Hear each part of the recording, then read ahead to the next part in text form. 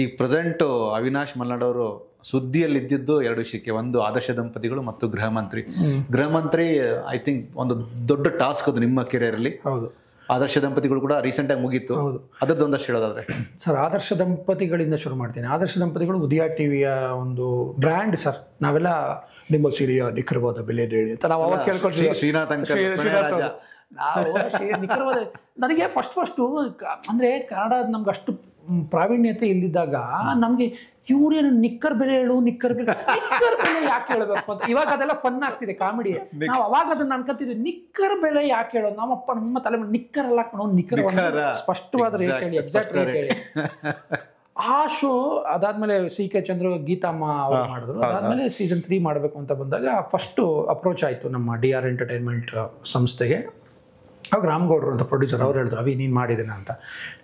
ರಾಮ್ಗೌಡ್ರು is very passionate about shows. And ನನಗೆ moreover ಅವ್ರ ಅಂತ ಬ್ರದರ್ ಥರ ಜೊತೆ ನಿಂತ್ಕೊಂಡ್ಬಿಟ್ರು. ನೀನು ಏನೇ ಮಾಡಿದ್ರು ನಾನು ಇದೀನಿ, ಮಾಡಿ ಅವಿ ತಲೆ ಕೆಟ್ಟು. ನಾನು ಸುಮ್ಮನೆ ನಾಯಿ ಥರ ಕಿತ್ತಾಡ್ತೀವಿ ಕಂಟೆಂಟ್ ವಿಷಯಕ್ಕೆ. ಆಮೇಲೆ ಮತ್ತೆ ಅವಿ ಹಿಂಗಲ್ಲಮ್ಮ ಗೌಡ್ರ ಬಿಡಿ ಅದೇನು ಅಂತ. ನಮಗೂ ಪ್ಯಾಷನೇಟ್ ಇರ್ಬೇಕು ಸರ್, ಒಬ್ಬ ಪ್ರೊಡ್ಯೂಸರ್ ಪ್ಯಾಷನೇಟ್ ಆಗಿರ್ಬೇಕು. ಅವಾಗ ಅದಕ್ಕೆ ರಾಮ್ಗೌಡ್ರು ದೊಡ್ಡ ಉದಾಹರಣೆ.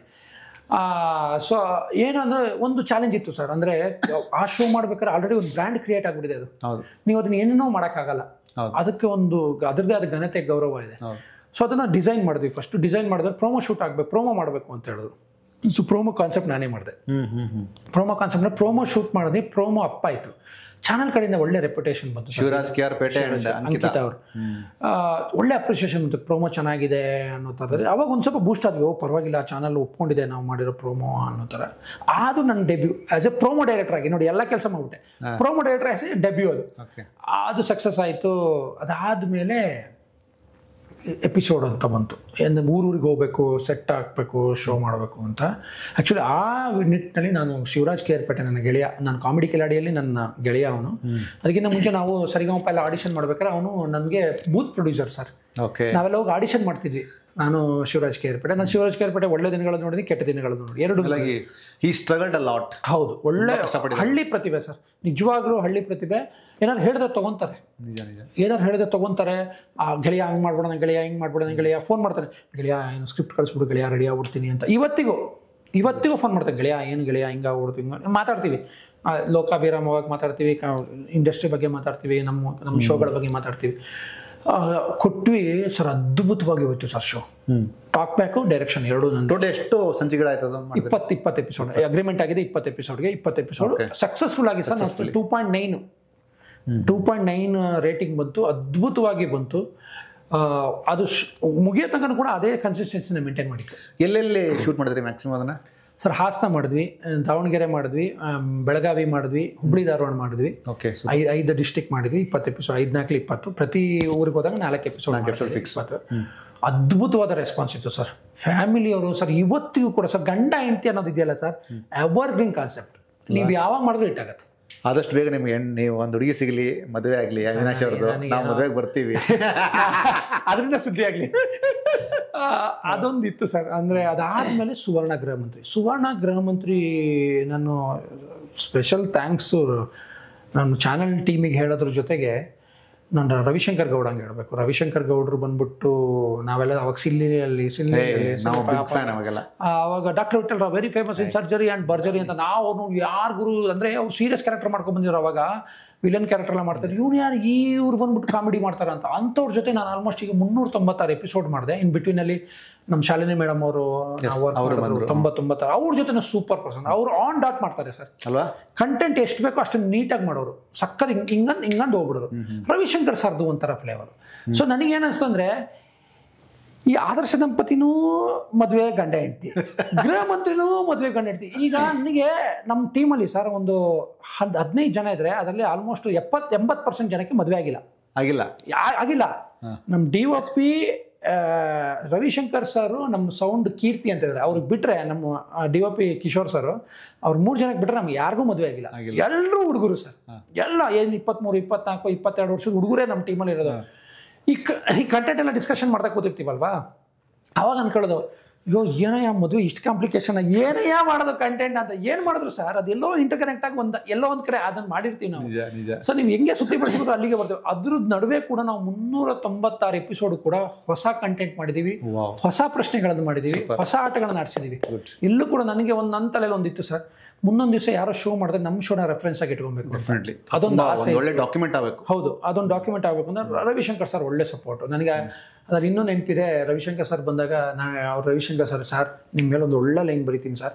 ನಿಮ್ಮ ಅಂದರೆ ಆ್ಯಂಕರ್ಗಳ ಮೇಲೆ ಲೈನ್ ಬರೆಯಲ್ಲ ಸರ್, ತುಂಬ ಕಮ್ಮಿ. ಆ್ಯಂಕರ್ಗಳ ಮೇಲೆ ಯಾರು ಲೈನ್ ಬರೆಯಲ್ಲ, ಡೈರೆಕ್ಟ್ ಶೋ ಮೇಲೆ ಲೈನ್ ಬರಿತೀವಿ, ಆ್ಯಂಕರ್ಗಳ ಮೇಲೆ ಲೈನ್ ಆ್ಯಂಕರ್ ಮೇಲೆ ಲೈನ್ ಬರೆಯೋ ಪದ್ಧತಿ ನಾನೇ ಶುರು ಮಾಡಿದ್ದು ಝೀಯಿಂದ. ಓಕೆ, ಕೀರ್ತಿ ಅವ್ರಿಗೆ ಬರ್ದಿದ್ದು ಫಸ್ಟು ಕನ್ನಡದ ಕಣ್ಮಣಿಗೆ. ಅಂದರೆ ಹಿಂಗೆ ನಮ್ಮ ಕರ್ನಾಟಕ ಹೆಂಗಿದೆ ಅಂತ ಸರ್. ಫಾರ್ ಎಕ್ಸಾಂಪಲ್ ನಾನು ಇವಾಗ ಅಷ್ಟು ನೆನಪಿಲ್ಲ, ಇದು ನೆನಪಿರೋಷ್ಟು ಹೇಳ್ತೀನಿ. 31 ಜಿಲ್ಲೆ, 127 ತಾಲೂಕು, 1800 ಹಳ್ಳಿಗಳು, ಆಮೇಲೆ 7 ನದಿಗಳು, 9 ಜ್ಞಾನಪೀಠ ಪ್ರಶಸ್ತಿಗಳು, 7 ರಾಜಮನೆತನಗಳು ಆಡಿದಂತಹ ಕೇಳಿದೊಡನೆ ಅರ್ಥವಾಗುವ ಭಾಷೆ ಇರುವ ಕರ್ನಾಟಕದ ಸಮಸ್ತ ಕನ್ನಡ ಕುಲಕೋಟಿಗೆ ಈ ನಿಮ್ಮ ಕಿರಿಕೀರ್ತಿ ಮಾಡುವ ಸಾದರ ಪ್ರಣಾಮಗಳು ಅಂತ ಕಿರಿಕೀರ್ತಿಗೆ ಲೈನ್. ಅದು ಇದಿಷ್ಟು ಬಿಲ್ಡಪ್ ಎಲ್ಲ ಕಿರಿಕೀರ್ತಿಗೆ, ಆಂಕರ್ ಬಿಲ್ಡಪ್. ಅದಾದಮೇಲೆ ಆ ಶೋ ಏನಿಂಗಿತ್ತಂದರೆ ಕನ್ನಡದ ಕಣ್ಮಣಿ ಅಂತ. ಅದಕ್ಕೆ ನಾವು ಉತ್ತ ಮಣ್ಣಿಗೆ ರೈತ ಋಣಿ, ಹೆತ್ತ ತಾಯಿಗೆ ಮಕ್ಕಳ ಋಣಿ, ಮಸ್ತಕದ ಜ್ಞಾನ ಪುಸ್ತಕಕ್ಕೆ ಋಣಿ, ಈಗ ಕರುನಾಡಿನ ಕೀರ್ತಿ ಬೆಳೆಸೋಕಂತ ಶುರುವಾಗಿದೆ ಕನ್ನಡದ ಕಣ್ಮಣಿ ಅಂತ. ಸೂಪರ್. ಸೊ ಈ ಥರ ಲೈನ್ಗಳು ಹಿಂಗೆ. ಅದಾದ್ಮೇಲೆ ರವಿಶಂಕರ್ ಸರಿಗೆ ಅದು ಆ ಥರ ಲೈನ್ ಬರ್ತಿದ್ವಿ. ಸುಷ್ಮಾ ಮೇಡಮ್ ಜೀನ್ಸಲ್ಲಿ ಅವ್ರಿಗೂ ಆ ಥರ ಲೈನ್ ಬರ್ತಿದ್ವಿ.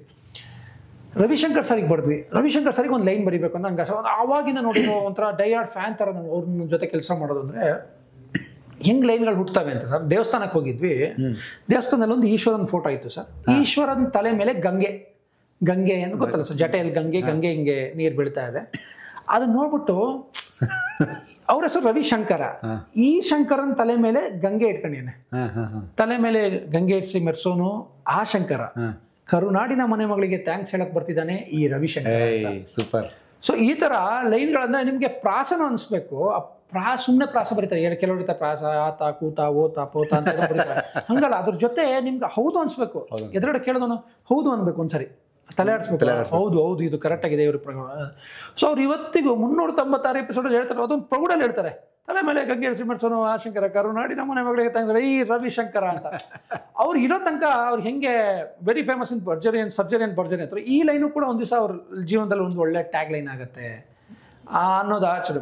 ಇವತ್ತಿಗೂ ಸರ್ 396 ಮನೆಗಳಿಗೆ ಹೋಗಿದ್ದೀವಿ ಕರ್ನಾಟಕದಲ್ಲಿ. ಎಲ್ಲರೂ ತುಂಬ ಪ್ರೀತಿ ಕೊಟ್ಟಿದ್ದಾರೆ, ತುಂಬ ಅಭಿಮಾನ ಕೊಟ್ಟಿದ್ದಾರೆ. ಕಾರ್ಯಕ್ರಮ ತುಂಬ ಯಶಸ್ವಿಯಾಗಿ ಸಾಗ್ತಾ ಇದೆ. 5 ಗಂಟೆಯಿಂದ 6 ಗಂಟೆ ಎವ್ರಿ ಡೇ ಸಂಜೆ ಬರುತ್ತೆ ಸ್ಟಾರ್ ಸುವರ್ಣ ವಾಹಿನಿ. ಎಷ್ಟು ಒಳ್ಳೆ ರೆಸ್ಪಾನ್ಸ್ ಅಂದರೆ ಆ ಹೆಸರು ತೊಳಕ್ಕೆ ನಾವು ಎಷ್ಟು ಓದಾಡಿದೆ. ಮೊದಲೆಲ್ಲ ಹೋದರೆ ನಾವು ಎಲ್ಲದನ್ನು ಇಂಟ್ರೊಡ್ಯೂಸ್ ಮಾಡ್ಕೋಬೇಕಿತ್ತು ಹಿಂಗೆ ಅಂತ. ಇವಾಗ ಹೋದರೆ ಹೇ ಗೃಹ ಮಂತ್ರಿ ಅಂತ ಹೇಳ್ತಾರೆ.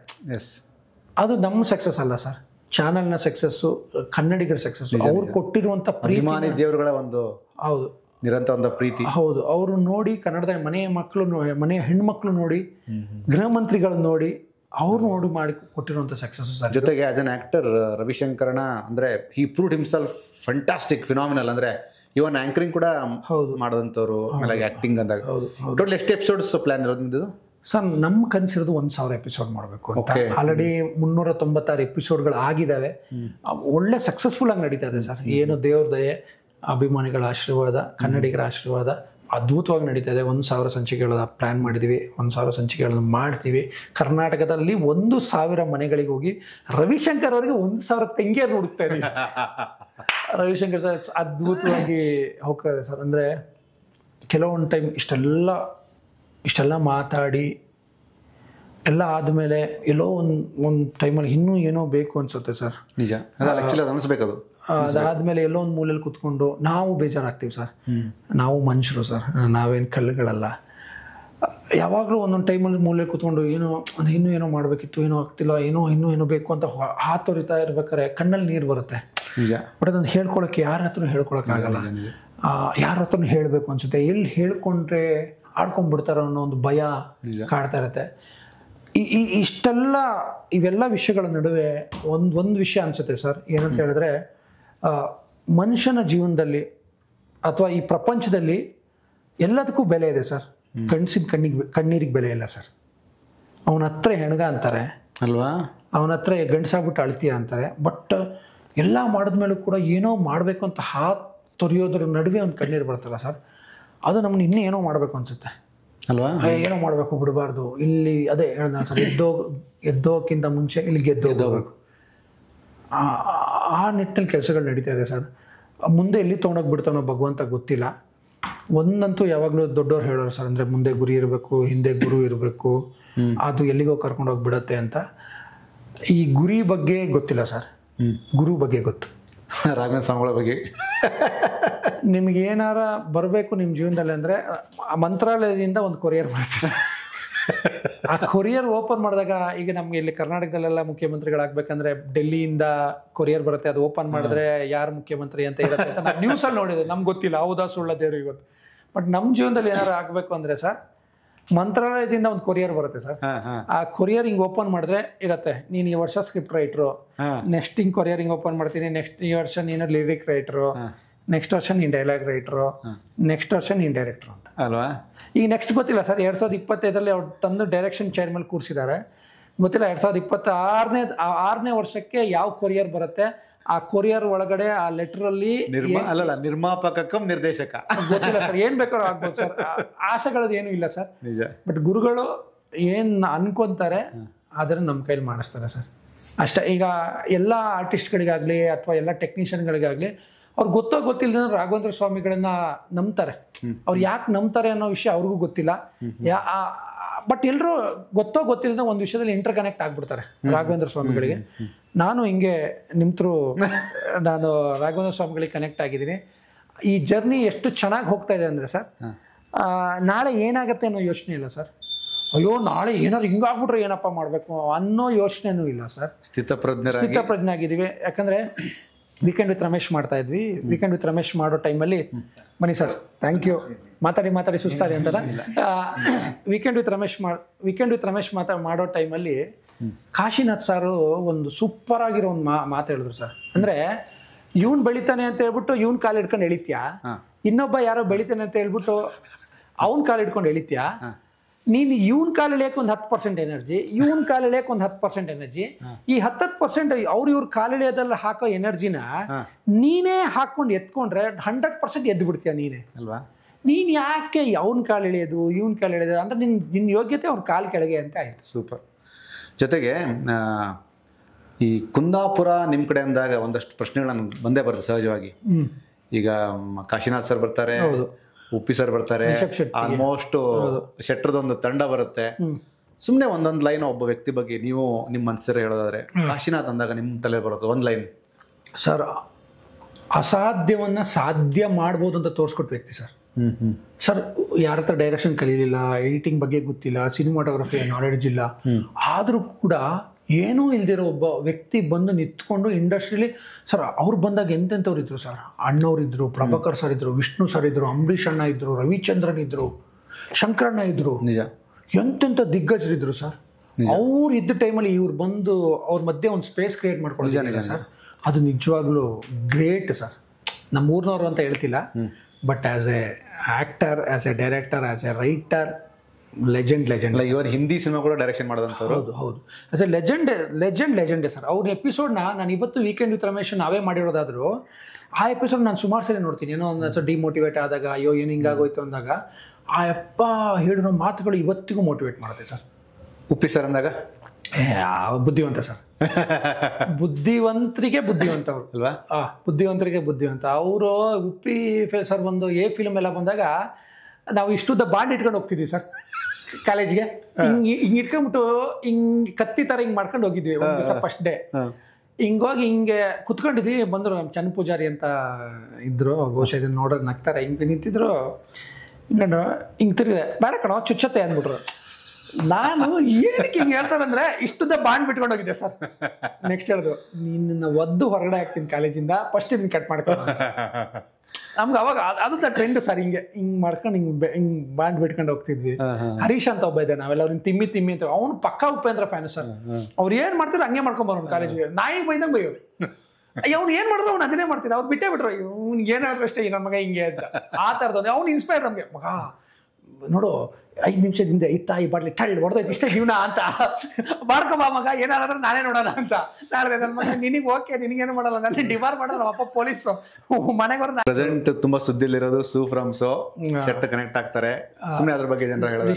ರಿಷಬ್ ಸರ್ ಅಥವಾ ರಾಜ್ ಬಿ ಶೆಟ್ಟಿ ಸರ್ನ ನಾನು ಮೀಟ್ ಆಗಿದ್ದೀನಿ. ಅಂದರೆ ಅವರು ಆರ್ಟಿಸ್ಟ್ ಆಗೋಕ್ಕಿಂತ ಮುಂಚೆ ನಾವು ತುಳು ಸಿನಿಮೋತ್ಸವ ಅಂತ ಮಾಡಿದ್ವಿ ಸರ್ 2015-16 ತುಳು ಇಂಡಸ್ಟ್ರಿನ ಎಲ್ಲ ಒಂದು ಕಡೆ ಸೇರಿಸಿ ಅವ್ರನ್ನ ನಾಮಿನೇಟ್ ಮಾಡಿ ಒಂದೊಂದು ವಿಭಾಗಗಳಿಗೆ ಅವರಿಗೆ ಗೌರವ ಸಲ್ಲಿಸುವಂತ ಒಂದು ಕಾರ್ಯಕ್ರಮ. ಅವಾಗ ತುಳು ಇಂಡಸ್ಟ್ರಿಯಲ್ಲಿ 70-80 ಸಿನಿಮಾಗಳಾಗಿದ್ವು. ರಾಜ್ ಬಿ ಶೆಟ್ಟಿ ಸರ್ ಅವಾಗ ವಿಜಯ್ ಕುಮಾರ್ ಕೊಡಿಯಾಲ್ ಬೈಲ್ ಅಂತ ಇದ್ರು ಸರ್, ತುಳು ಇಂಡಸ್ಟ್ರಿಯ ಒಂದು ಪ್ರಖ್ಯಾತ ನಿರ್ದೇಶಕರು. ಈಗ ನಮಗೆ ಈಗ TS Nagabharana sir, Nagathihalli sir, S Kasaravalli ಅವರು, ಅವ್ರು ಹೆಂಗಂತಂದ್ರೆ ಅಲ್ಲಿ ವಿಜಯ್ ಕುಮಾರ್ ಕೊಡಿಯಾಲ್ ಬೈಲ್ ಸರ್ ಅದೇ ತರ, Devadas Kapikad sir, Vijay Kumar Kodialbail sir, ಅವ್ರು ಆ ಥರ ಒಂಥರ ಕಿಂಗ್ ಮೇಕರ್ಸ್ ತರ. ಅವ್ರು ಯಾರು ಅನ್ಕೊಂಡ್ರೆ ಅವ್ರು ಹೀರೋ ಮಾಡಿ ಗೆಲ್ಸ್ಬಿಡ್ತಾರೆ, ಅಷ್ಟು ತಾಕತ್ತಿರುವಂಥ ವ್ಯಕ್ತಿ.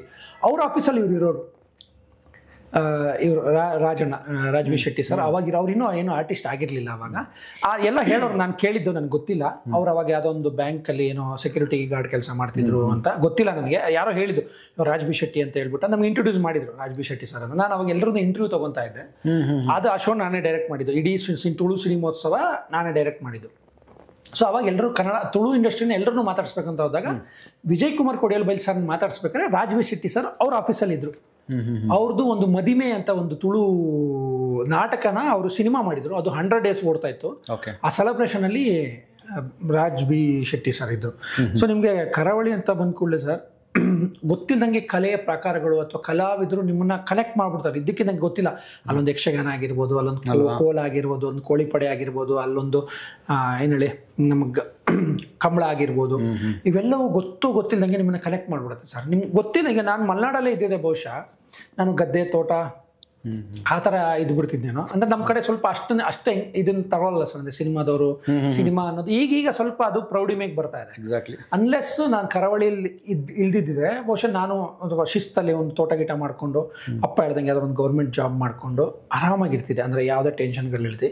ಯಾವ ಕರಾವಳಿಯಲ್ಲಿ ಬೆಳೆಯೋಕ್ಕೆ ಶುರು ಮಾಡಿದೆ ಅಲ್ಲಿ ಈ ಥರದೆಲ್ಲ ಶುರು. ರಾತ್ರಿ ಯಕ್ಷಗಾನ ನೋಡೋಕೆ ಹೋಗ್ತಿದ್ವಿ. ಧರ್ಮಸ್ಥಳ ಕ್ಷೇತ್ರ ಮಹಾತ್ಮೆ, ಮಂದಾರ್ತಿ ಕ್ಷೇತ್ರ ಮಹಾತ್ಮೆ, ಕಮಲಶಿಲೆ ಕ್ಷೇತ್ರ ಮಹಾತ್ಮೆ, ಅದು ಬೆಳಗಿನ ಜಾವ ತನಕ ನಡೆಯೋದು. ಬೇಸಿಕಲಿ ನಾವು ಹೋಗ್ತಿದ್ದು ಅಲ್ಲಿ ಚರ್ಮರಿ ಕೊಡಿಸ್ತಾರೆ, ಟೀ ಕೊಡ್ತಾರೆ, ಬಜ್ಜಿ ಕೊಡ್ತಾರೆ. ರಾತ್ರಿ 12 ಗಂಟೆ ಆದ್ಕೊಳ್ಳಿ ನಿದ್ರೆ ಮಾಡಬಾರ್ದು, ಬೆಳಗಿನ ಜಾವ ತನಕ ನೋಡಬೇಕು ಅಂತ ಅದನ್ನೆಲ್ಲ ಕೊಡ್ತಿದ್ರು. ಅದಕ್ಕೋಸ್ಕರ ಹೋಗ್ತಿದ್ವಿ. ಹೋಗ್ತಾ ಹೋಗ್ತಾ ಹೋಗ್ತಾ ಒಂದೊಂದು ಪದ್ಯಗಳು ಇಷ್ಟ ಆಗೋದು. ಫಾರ್ ಎಕ್ಸಾಂಪಲ್ ಇವಾಗ ನಮ್ಮ ಭಾಗವತರು, ನಮ್ಮ ರಾಘವೇಂದ್ರ ಜನ್ಸಾಲೆ ಅಂತ ಇದ್ದಾರೆ, ಆಮೇಲೆ ನಿಟ್ಟಾಣಿಯವರು, ಅವರು ಹಾಸ್ಯ ಪಾತ್ರ ಮಾಡುವಂಥವ್ರು ನಿಟ್ಟಾಣಿಯವರು ಅಂತ ಇದ್ದಾರೆ.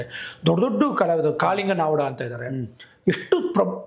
ಎಷ್ಟು ಪ್ರೌಢಿಮೆಯಿಂದ ಹಾಡ್ತಿದ್ರು ಅಂದರೆ ರಾಘವೇಂದ್ರ ಜನ್ಸಾಲೆ ಅಂತಾರೆ. ಅವರು ಎಷ್ಟು ಸಖತ್ತಾಗಿ ಆಡೋರು ಅಂದರೆ ಸರ್, ಈಗ ಫಿಲ್ಮ್ ಹಾಡುಗಳನ್ನ ಯಕ್ಷಗಾನದಲ್ಲಿ ಆಡೋರು. ನಿಮ್ಗೆ ಅಷ್ಟು ಖುಷಿ. ಅಂದರೆ ಏನೋ ಒಂದು ಸಾಂಗ್ ಇದೆ ಸರ್, ನನಗೆ ಭಾಳ ಇಷ್ಟ. ನೀರಾಟವಾಡಿದರು ಸರಸದಲ್ಲಿ ಸಾಹಸ ನೇತ್ರೆಯರು. ಅಂದರೆ ಆ ಹಿಮ್ಮೇಳ ಕರೆಕ್ಟಾಗಿ ಅವರು ತಾಳ ಹಾಕೋರು. ಅಂದರೆ ಆ ಕುಣಿಯೋರು ಹಂಗೆ ಕುಣಿಯೋರು ಸರ್. 10 ನಿಮಿಷ 15 ನಿಮಿಷ ಅಂತಂಥ ವೇಷಗಳನ್ನ ಹಾಕೊಂಡು ಗರ ಗರ ಗರ ಗರ ತಿರುಗೋರು. ನಾವು ಅಂತ ವಿಸಲ್ ಹೊಡೆಯೋದು ಕೆಳಗಡೆ ಕೂತ್ಕೊಂಡು. ಅವರೆಲ್ಲ ನೋಡಿ ಏನಯ್ಯ ಇದು ಈ ಥರನೂ ಇರುತ್ತಾ, ಹಿಂಗೂ ಮಾಡ್ತಾರೆ. ಯಕ್ಷಗಾನ ನಮ್ಗೆ ಗೊತ್ತಲ್ಲ ಸರ್. ನಮ್ಮ 3ನೇ ಕ್ಲಾಸ್ 4ನೇ ಕ್ಲಾಸ್ ನಮ್ಗೇನು ಗೊತ್ತಾಗ್ತಿತ್ತು. ಅಷ್ಟು ಸಖತ್ತಾಗಿ ನಾವು. ಆಮೇಲೆ ಸುಬ್ರಹ್ಮಣ್ಯ ದಾರೇಶ್ವರ ಅಂತ ಭಾಗವತರು, ರಾಘವೇಂದ್ರ ಜನ್ಸಾಲೆ ಆಗಿರ್ಬೋದು, ಒಂದು ಕಾಳಿಂಗ ನಾವಡ ಅಂದ್ರೆ ನಮ್ಗೆ ಇಲ್ಲೊಂಥರ SPB ಶ್ರೀನಿವಾಸ್ ಇದ್ದಂಗೆ ಅವರಲ್ಲಿ ಸಖತ್ ಅವರು. ಈಗ ರಾಘವೇಂದ್ರ ಜನ್ಸಾಲೆ ಅಂತ ಬಂದಿದ್ರು, ಅವರು ಅಷ್ಟೇ ಸೂಪರು. ಯಕ್ಷಗಾನ ಅಂದರೆ ನಾವು ಇವತ್ತು ಯಕ್ಷಗಾನ ಹಾಕಿದ್ರೆ ನಮಗೆ ರವೀಂದ್ರ ಕಲಾಕ್ಷೇತ್ರದಲ್ಲಿ ಯಕ್ಷಗಾನ ಆದರೆ ನಾವು ಹೋಗಿ ಕೂತ್ಕೊಂತೀವಿ ಇವತ್ತು ನೋಡೋಕ್ಕೆ. ಸಖತ್ ಕ್ರೇಜು ಸರ್ ಅದು ನೆಕ್ಸ್ಟ್ ಲೆವೆಲು. ನನಗೆ ಸ್ಪೆಷಲ್ ಥ್ಯಾಂಕ್ಸ್ ಟು ನಮಗೆ ನನ್ನ ಕರಾವಳಿ ಅಂದರೆ ಕುಂದಾಪುರ ನನ್ನ ಆಡಿ ಬೆಳೆಸಿ ನಂದೆಲ್ಲ ತುಂಟಾಟಗಳನ್ನ ಎಲ್ಲ ಸೇರಿಸ್ಕೊಂಡಂಥ ಹೊಸಂಗಡಿ ಮಲೆನಾಡಿನ ಬಾರ್ಡ್ರು, ದಕ್ಷಿಣ ಕನ್ನಡ ಮತ್ತು ಮಲೆನಾಡಿನ ಬಾರ್ಡ್ರು. ನೀವು ಈ ಕಡೆ ನೋಡಿದ್ರೆ ಸಮುದ್ರ, ಈ ಕಡೆ ನೋಡಿದ್ರೆ ಮಲೆನಾಡು ಪಶ್ಚಿಮ ಘಟ್ಟ ಕಾಣಿಸೋದು.